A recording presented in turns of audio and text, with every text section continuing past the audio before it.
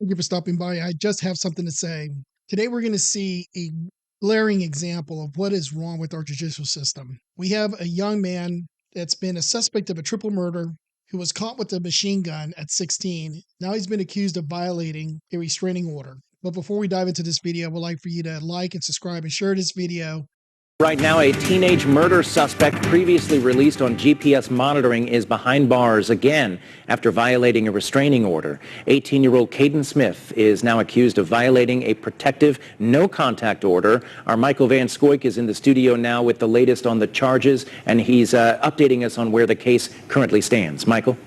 Zach, IMPD arrested Smith after he violated a restraining order. I'm a firm believer that if you have a protective order against someone, that the gun community, gun organizations that are out there should go out and lobby these states that have mandatory waiting periods to change their waiting periods to be waived if you have successfully convinced a judge to have a protective order placed on somebody for your own safety. I think it's crazy that people have literally died waiting to get a gun when there's a protective order out there against another individual that may cause them harm. He'd been previously charged with multiple offenses, including murder and dangerous possession of a machine gun. Smith was just 16 years old at the time of the incident. Okay, let's take a step back. Let's hear that one more time. You may remember him, though, from a triple murder case last October. He'd been previously charged with multiple offenses, including murder and dangerous possession of a machine gun. Smith was just 16 years old at the time of the incident. Now, why in the world? I don't know the circumstances of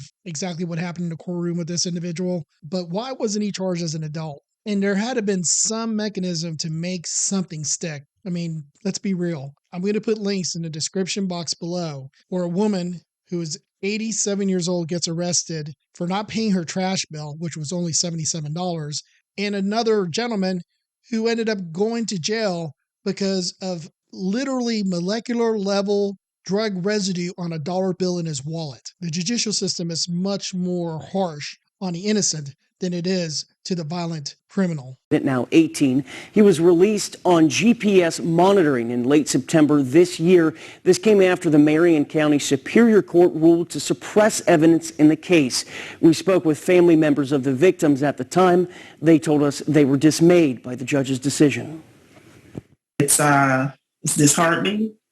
Again, from what I can see, based on what I read in the affidavit, and just talking with IMPD, there is no reason to suppress this evidence. The sad part of the soft on crime policies that so many big cities have is that it primarily impacts the brown and black communities, the poorest communities in America. Judges are soft and want to give compassion and second chances and all kinds of nonsense to people that are repeat violent criminals. And sometimes you're just not going to change people.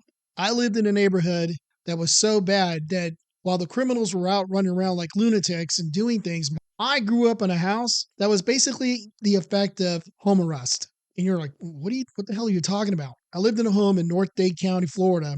They had bars on the windows, bars on the doors. We had gates. We had government pinchers. And at night, you did not leave your home. So basically, my parents, who had never committed a crime, and good people who lived in a neighborhood, basically were on house arrest 12 hours a day from sunrise to sunset.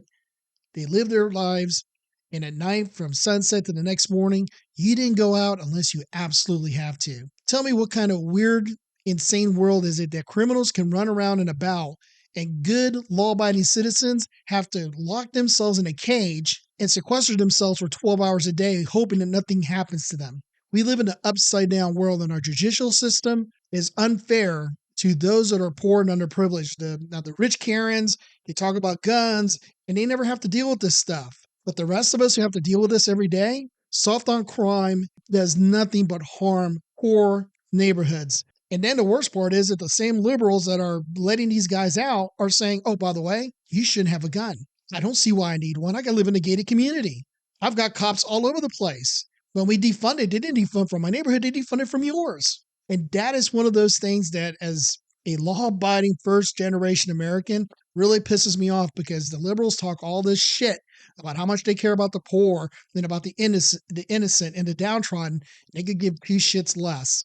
Because if these criminals were being let loose in their neighborhood, I guarantee you that the criminal justice system would change immediately. In addition to violating the restraining order, Smith was now found to have drugs, firearms, and ammo, leading to additional charges. He's being held in the Marion County Jail without bond. His next court date is January 11th. In the studio, Michael Van Scoik, Fox 59 News.